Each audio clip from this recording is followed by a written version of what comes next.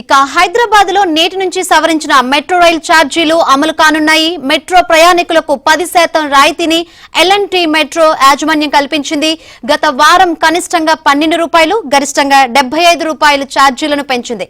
ప్రయాణికుల్లో తీవ్ర వ్యతిరేకతతో యాజమాన్యం దిగొచ్చింది. దీంతో ఛార్జీలపై రాయితీని కల్పిస్తూ నిర్ణయం తీసుకుంది.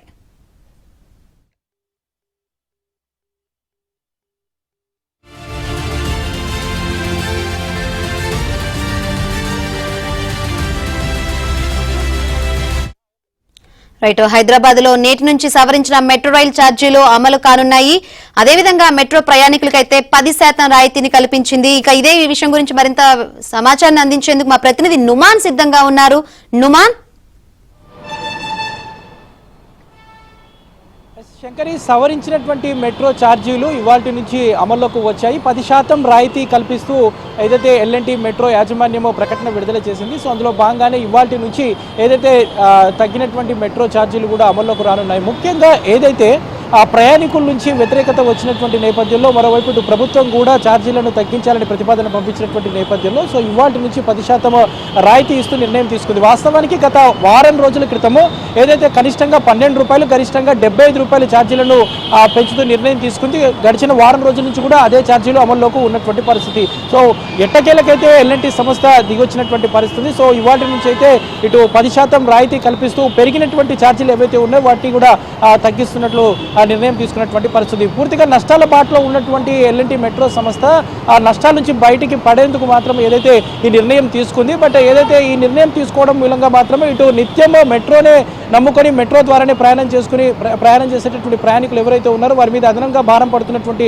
నేపథ్యంలో ఇటీవల కాలంలో ఇటు ధర్నాలు, రాస్తారోకోలు కూడా చేసుకుంటూ వస్తున్నారు ప్రయాణికులు చాలా మంది. ముఖ్యంగా ఇటు నాగోల్, మియాపూర్, రాయదుర్గ లాంటి మెట్రో స్టేషన్ల దగ్గర కూడా నిరసన కార్యక్రమాలు చేపడుతున్నటువంటి పరిస్థితి. సో ఈ నేపథ్యంలో ఇటు తగ్గిన ఛార్జీలను తగ్గిస్తున్నట్లు కూడా ప్రకటించినటువంటి పరిస్థితి. సో కిలోమీటర్ చొప్పున ఏదైతే ఈ ఛార్జీలను ఇప్పటికే నిర్ణయించినటువంటి సిచ్యువేషన్ ప్రస్తుతం మనము చూడొచ్చు. Ameerpet metro station. So Ameerpet అనగానే ఇటు నిత్యం కూడా వేలాది మంది ప్రయాణికులతో రాకపోకలతో రద్దీగా ఉండేటటువంటి ప్రాంతం. కొంత ఇటు ఛార్జీలు పెంచినప్పటి నుంచి ఇటు ప్రయాణికుల రద్దీ కూడా కొన్ని మెట్రో స్టేషన్లో పడిపోయినటువంటి సిచ్యువేషన్. సో ఈ నేపథ్యంలో ఇటు ఎల్&టీ సంస్థ ఏదైతే ఈ ఛార్జీల మీద రాయితీ కల్పిస్తూ నిర్ణయం తీసుకుంది. ఈ ఛార్జీలు ఇప్పటికే అమల్లోకి వచ్చాయి. సో 2 కిలోమీటర్ల వరకు 11 రూపాయలు, 2 నుంచి 4 కిలోమీటర్ల వరకు 17 రూపాయలు, 4 నుంచి 6 కిలోమీటర్ల వరకు 28 రూపాయలు, ఇక 6 నుంచి 9 కిలోమీటర్ల వరకు 37 రూపాయలు, 9 నుంచి 12 కిలోమీటర్ల వరకు 47 రూపాయలు, 12 నుంచి 15 కిలోమీటర్ల వరకు 51 రూపాయలు, ఇక 24 కిలోమీటర్ల నుంచి 50 కిలోమీటర్లు ఎంతైతే ఉందో దాని మీద 69 రూపాయల వరకు